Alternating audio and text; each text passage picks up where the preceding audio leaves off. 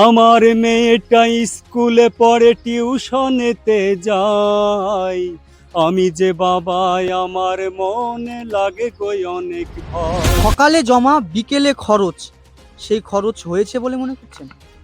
না, এটাকে মোটেই খরচ হয়েছে বলে মনে করি না, যে হয়তো তদন্ত আর সামনের দিকে এগোবে না। আরজি করের ঘটনার মতো এই ঘটনাও হয়তো ধামাচাপা পড়ে যায়। ক্ষমতার চেয়ার বদল হচ্ছে, নীতির কিছুই বদল আমরা দেখতে পাচ্ছি না। প্রতিবাদ হয় অনেকভাবে, প্রতিবাদ হয় রাস্তায় নেমে, প্রতিবাদ হয় ভাঙচুর করে, আপনারা দেখেছেন। প্রতিবাদ হয় কলমের লিখনিতে, আবার প্রতিবাদ হয় ছন্দে ছন্দে। জানেন তো, আজকে আমরা এমন একটি মানুষের সঙ্গে পরিচয় করাবো আপনাদের, যিনি তার ছন্দে ছন্দে পরিবার থেকে সমাজ, আর সমাজ থেকে রাজ্য, এই সমস্ত জায়গা কভার করেন। তিনি বাস্তব চিত্র তুলে ধরেন তার ছন্দে ছন্দে। আমরা কথা বলছি কাজী হাসিব মিয়া। আজকের বাস্তবতায় আপনাকে স্বাগতম ভাই। ধন্যবাদ। যে কিছুদিন আগে বারুইপুর কাণ্ড, আর এই বারুইপুরের ধর্ষণ কাণ্ড নিয়ে পুরো রাজ্য তোলপাড় হয়ে গিয়েছিল। তিনি একটি গান লিখেছিলেন এবং গেয়েছিলেন। ছোট্ট করে আগে গানটা শুনবো একবার, তারপরে এই লাইন নিয়ে যাব। যদি একবার গেয়ে শোনান। আমার মেয়েটা স্কুলে পড়ে টিউশনেতে যায়, আমি যে বাবাই আমার মনে লাগে গো অনেক ভয়। আমার মেয়েটা স্কুলে পড়ে টিউশনেতে যায়, আমি যে বাবাই আমার মনে লাগে গো অনেক ভয়। তিলে তিলে সে উঠছে বেড়ে একটু একটু করে, আঁচড় বুঝি লাগিয়ে দেবে নরপিপাসুরা ধরে। জানি না কবে অপরাধীরা কঠিন শাস্তি পাবে, আসবে সেদিন কবে, বলো আসবে সেদিন কবে। সকালে জমা করি নাকি বিকেলে খরচা হবে। আপনার এই গান শুনে আমি জাস্ট স্তব্ধ হয়ে গেলাম। আপনার এই গানের মধ্যে প্রথমে আপনি একটা বাবার আকুতি তুলে ধরেছেন।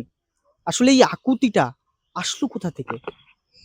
সত্যি বলতে, বারুইপুরে যে ঘটনাটি ঘটেছে, ওই মেয়েটির কম বেশি বয়সের আমারও একটি মেয়ে আছে। সেখান থেকে আমার লেখার চিন্তা ভাবনা। আর তাছাড়া আমি আজন্ম এই লেখার ভিতরে আছি। ছোট ছোট কিছু লিখতে ভালোবাসি। আমি একজন সাধারণ ঘরের ছেলে, যদিও তেমনভাবে আমার লেখালেখনি সমাজে প্রচলিত নেই, প্রকাশিত নেই। আমি আমার নিজের ধ্যানে, নিজের জ্ঞানেই কিছু লিখতে ভালোবাসি, এবং সেই লেখায় কিছু সুরতাল দিয়ে সেটাকে গানে পরিণত করার চেষ্টা করি। জাস্ট এই পর্যন্তই। আপনি এই আপনার গানে একটি শক্তিশালী লাইন প্রয়োগ করেছেন, যে নরপিপাসুরা। এই নরপিপাসু বলতে আপনি কাদের দিকে ইঙ্গিত করেছেন? আজ সত্যি বলতে, সমাজে আমরা সবাই মানুষ, কিন্তু আমাদের এই মানুষের ভিতরেই কিছু অমানুষ বিরাজমান। আজকে সমাজে সেই অমানুষদের, বিশেষ করে অঙ্গুলিতে মানে ইশারাতেই আমি তাদেরকে নরপিপাসু আখ্যা দিয়েছি। বিশেষ করে বারুইপুরে 12 বছরের যে শিশুটি ধর্ষণ হলো, এই 12 বছরের শিশুটিকে যারা নিয়ে গিয়ে ধর্ষণ করলো এবং শিশুটিকে মেরে ফেললো, সেই সমস্ত শ্রেণীর মানুষগুলোকেই আমি নরপিপাসু আখ্যা দিয়েছি। এই পর্যন্ত। সকালে জমা বিকেলে খরচ, যদিও একজন এনকাউন্টার বলে পুলিশ জানিয়েছে, এখনো কি সেই খরচ হয়েছে বলে মনে করছেন?